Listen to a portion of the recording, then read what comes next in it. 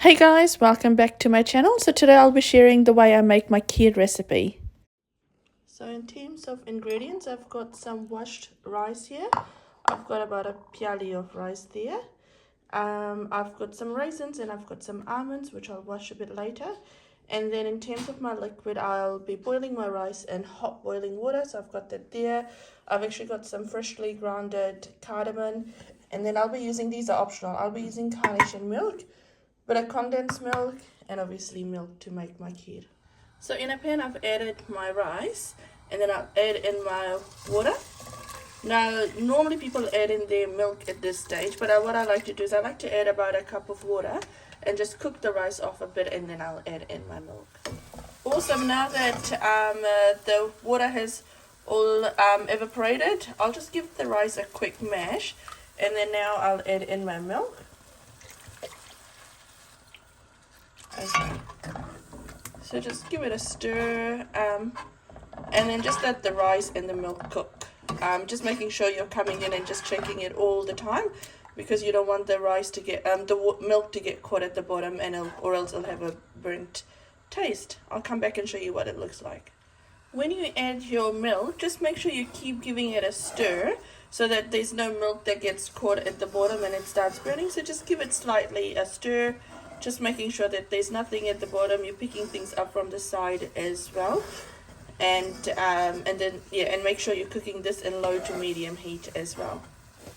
So that's cooking away really nicely. Now at this stage, if you want, you can add some sugar, add in your cardamom, your almonds and your raisins, cook it off for a bit, and then you can turn off the stove, or you could add more milk and adjust it to your liking. What I like to do is I like to actually add in some carnation milk to my kheer, and it gives it a nice brown color as well without you having to cook the milk for too long. So there we go. I've just added that in, and then I'll cook this off for about 5 minutes, and then I'll show you my next steps. There we go. That's looking really good. And I don't like a really thick kheer, so I like it a bit runny.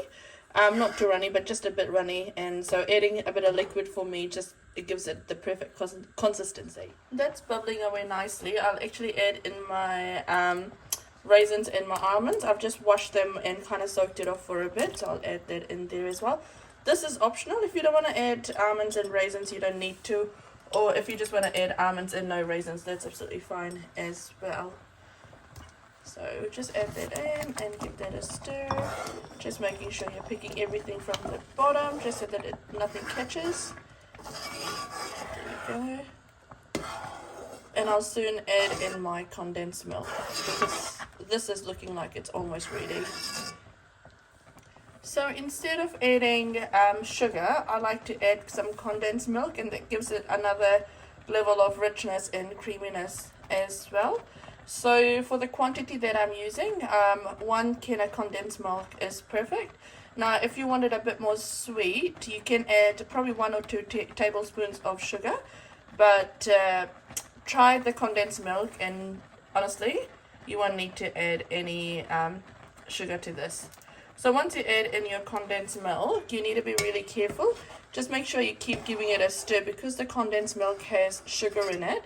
It catches at the bottom really quickly, so just give it a stir. And this is almost done, so I'll probably let this kind of cook off for 1 to 2 minutes, or once it all comes up to a boil, and then I'll add in my cardamom and I'll show you what it looks like. Now if you want it a bit more liquidy, what you can do is you can add some water in this condensed milk container, and you can add that in there as well, and that will be nice as well. But this is perfect for me. So that's bubbling away really nicely.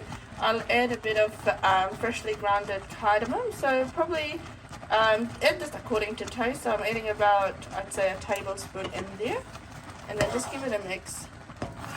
And just make sure that the powder and everything just incorporates really well. And then your kheer is done.